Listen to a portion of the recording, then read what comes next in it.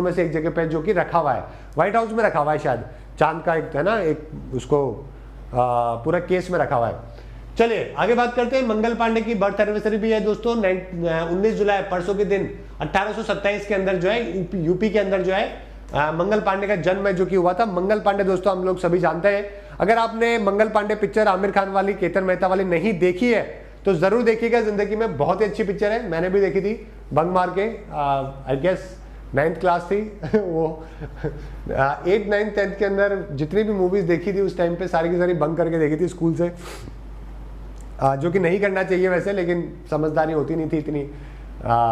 समझाने वालों को हम अपने को लगता है कि ये समझदार नहीं है, तो स्कूल से जाके पास में एक थिएटर होता था जहाँ पे सारे स्कूल के बच्चे बंक मार के आते थे, पूरा थिएटर ही स्कूल ड्रेस से भरा हुआ होता था, है ना।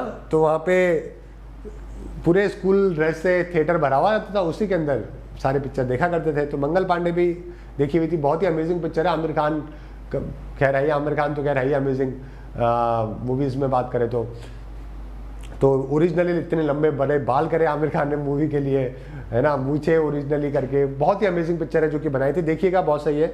और पूरे उसमें एक अच्छी स्टोरी है जो कि बताई गई है।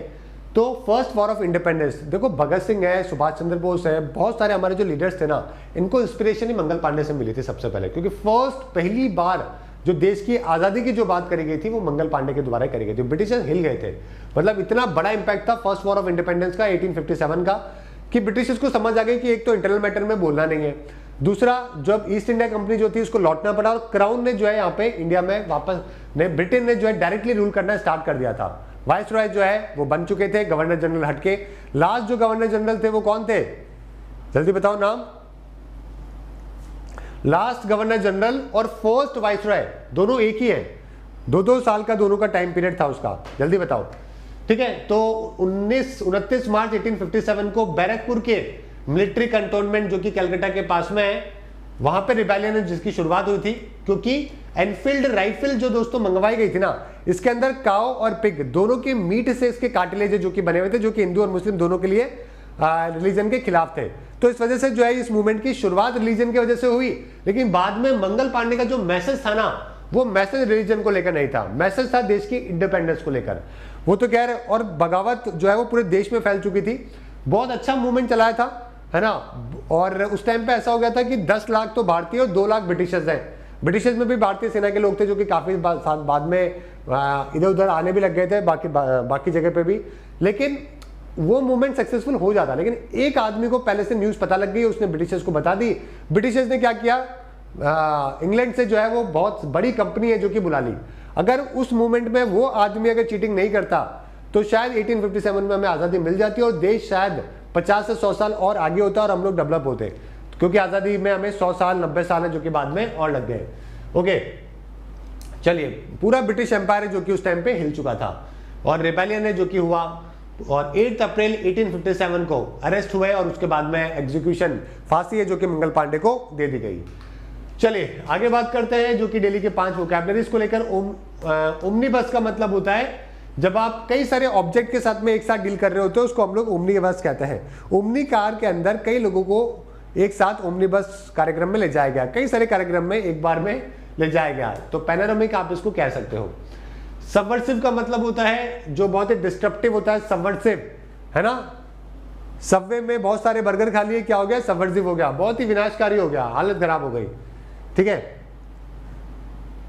चलिए नेक्स्ट है डिस्क्रिपेंसीज का मतलब होता है अंतर, है ना। डिस्पेंसरी में डॉक्टर की दवाइयों में बहुत डिस्क्रिपेंसी है, यानी कि बहुत अंतर है, कोई क्या लिख के देगा कोई क्या लिख के देगा, वो वाली कहानी है।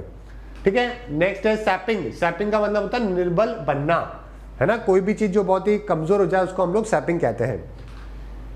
रिबाउंड, रिबाउंड का मतलब है पलटाव। पलटाव का मतलब होता है जब आप किसी भी चीज को वापस से पलटते हो, उसको हम लोग रिबाउंड है जो कि कहते हैं, है ना। एक बच्चा है यहाँ पे जो कि पता नहीं इतने इंटेलिजेंट बच्चे कहाँ से आए थे, mister grey, white and black नहीं है, ये ग्रे है। उन्होंने कहा गांधी जी की वजह से नहीं मिला। मुझे एक बात समझ नहीं आती कि लोगों की क्या प्रॉब्लम है, अगर एक की तारीफ करो तो दूसरे को उनको बुराई करनी होती है, दूसरे की तारीफ करो तो एक की बुराई करनी होती है। आप ये बात समझते क्यों नहीं हो कि देश की आज़ादी के अंदर हर एक हमारे लीडर का बहुत बड़ा कंट्रीब्यूशन रहा है। हर एक लीडर का, सबने अपनी अपनी जगह पे बहुत इंपॉर्टेंट रोल प्ले करे।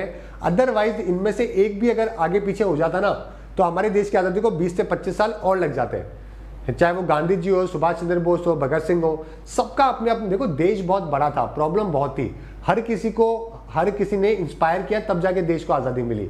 युवाओं को भगत सिंह ने इंस्पायर किया, राजगुरु सुखदेव ने इंस्पायर किया, है ना, इन सब ने, ठीक है। जो हमारे मिलिट्री वाले लोग थे उनको सुभाष चंद्र बोस ने इंस्पायर किया।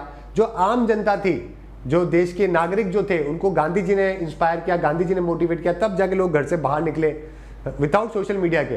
तो सबका अपना अपना बहुत बड़ा कंट्रीब्यूशन है, इस वजह से देश में आज़ादी मिली। अगर हमने वर्ल्ड कप जीता 2011 का, तो एक आदमी का जैसे जीता है क्या, सबका कंट्रीब्यूशन था ना, तभी तो जीते वर्ल्ड कप। इसी तरीके से देश की आज़ादी में भी सबका कंट्रीब्यूशन होता है। तो you have to acknowledge each and everyone. अगर आप एक्नॉलेज नहीं कर रहे हो, उसका मतलब आपका ज्ञान जो है ना वो जमीन में घुसा हुआ है, आपको ये समझ ही नहीं है कि किसका क्या कंट्रीब्यूशन देश के इतिहास में रहा है। समझ गए, जमीन में ज्ञान घुसा हुआ है, कोई दिक्कत नहीं है, आप उसको ग्राउंड पे ला सकते हो, लेकिन ग्राउंड पे तब ला सकते हो तब आप उस बात को समझो, पहले एक्नॉलेज तो करो कि आपको कुछ नहीं पता।